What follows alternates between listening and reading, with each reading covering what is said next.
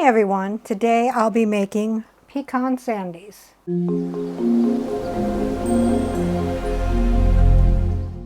What all goes into the pecan sandies? 1 cup unsalted butter, softened, that's 2 sticks. 1/2 cup granulated sugar. 1/2 cup powdered sugar. 1 teaspoon vanilla. 1/4 teaspoon salt. 2 cups flour. 1 cup finely chopped pecans. And 1/4 additional powdered sugar for dusting, and this is optional.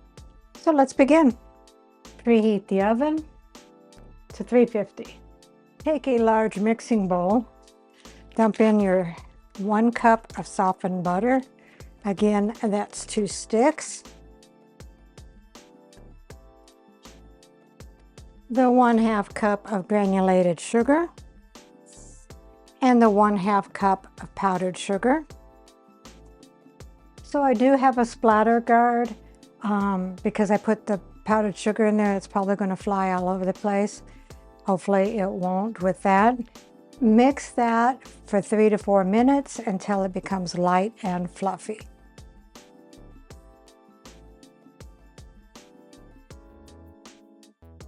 Then mix in the salt and the vanilla and mix that until well combined.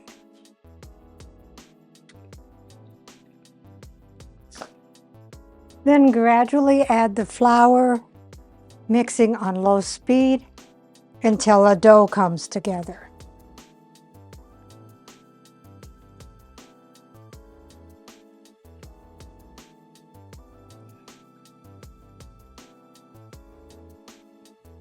So once the dough is all mixed up, fold in your 1 cup of finely chopped pecans. Some are a little bit bigger pieces. I hope that don't make a whole lot of difference.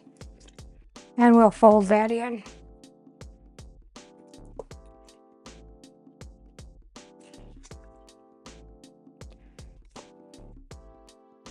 So take a baking sheet and either line it with parchment paper or line it with a silicone baking mat, and that's what I have. And you want to make them 1-inch scoop balls, but we're just going to make them into balls. Put them on the thing. And I'll get those on there and then I'll be back and continue on. All right, after you do the balls, take either your hand or bottom of a glass and smoosh them down a little bit.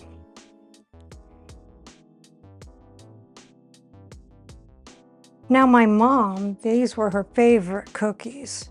I think they were made by Keebler. Then you'll put them in a preheated 350-degree oven for 15 to 18 minutes or until the edges are lightly golden. Be careful not to overbake. So I took the cookies out of the oven after 15 minutes. As you can see, they are browning around the sides.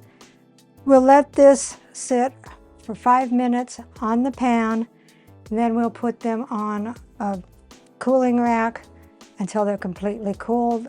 And then I'll be back to show you the next step.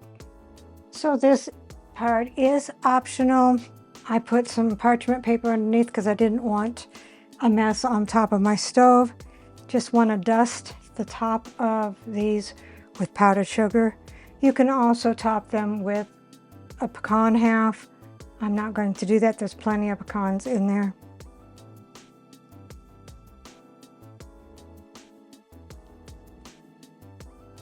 Now we can dish up. Here are the pecan sandies. Let's see what Dave thinks.